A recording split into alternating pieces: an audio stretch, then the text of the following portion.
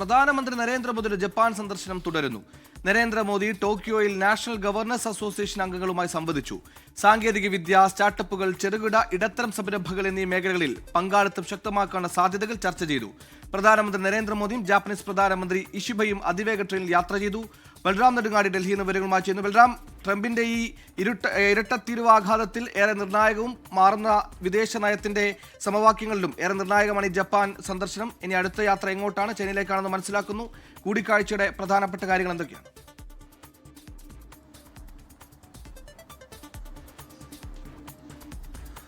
സുഹൈൽ, ആഗോളതലത്തിൽ നയതന്ത്ര സമവാക്യങ്ങൾ മാറുന്നു എന്ന വ്യക്തമായ സൂചന നൽകുന്നതാണ് പ്രധാനമന്ത്രി നരേന്ദ്രമോദിയുടെ ജപ്പാൻ സന്ദർശനം. ഇരു രാജ്യങ്ങളും തമ്മിൽ വിവിധ മേഖലകളിലുള്ള സഹകരണം മെച്ചപ്പെടുത്താനുള്ള തീരുമാനം ഈ ഒരു സന്ദർശനത്തിനിടെ ഉണ്ടായിട്ടുണ്ട്. പ്രധാനമായും സാങ്കേതിക വിദ്യ, സെമി കണ്ടക്ടറുകൾ അടക്കമുള്ള സാങ്കേതിക മേഖലയിലുള്ള സഹകരണം ഇരു രാജ്യങ്ങളും മെച്ചപ്പെടുത്താൻ തീരുമാനമായിരിക്കുന്നു. ഇതോടൊപ്പം തന്നെ മറ്റ് നിർണായകമായ ഒട്ടേറെ മേഖലകളിൽ ഇന്ത്യയും ജപ്പാനും തമ്മിലുള്ള സഹകരണം മെച്ചപ്പെടുത്താനുള്ള തീരുമാനത്തിലും എത്തിയിരിക്കുകയാണ് പ്രധാനമന്ത്രി നരേന്ദ്രമോദിയും. ഒപ്പം തന്നെ ജപ്പാൻ പ്രധാനമന്ത്രി ഷിഗേരു ഇഷിബയ്ക്കൊപ്പം ബുള്ളറ്റ് ട്രെയിൻ യാത്ര നടത്തി.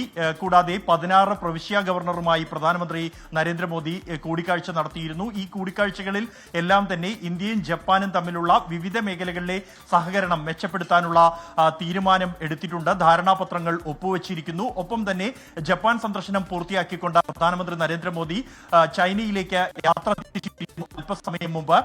ഈ സന്ദർശനവും ഏറെ നിർണായകമാണ്. പ്രത്യേകിച്ച് 7 വർഷത്തെ ഇടവേളയ്ക്ക് ശേഷമാണ് പ്രധാനമന്ത്രി നരേന്ദ്രമോദി ചൈന സന്ദർശനത്തിന് ഒരുങ്ങുന്നത്.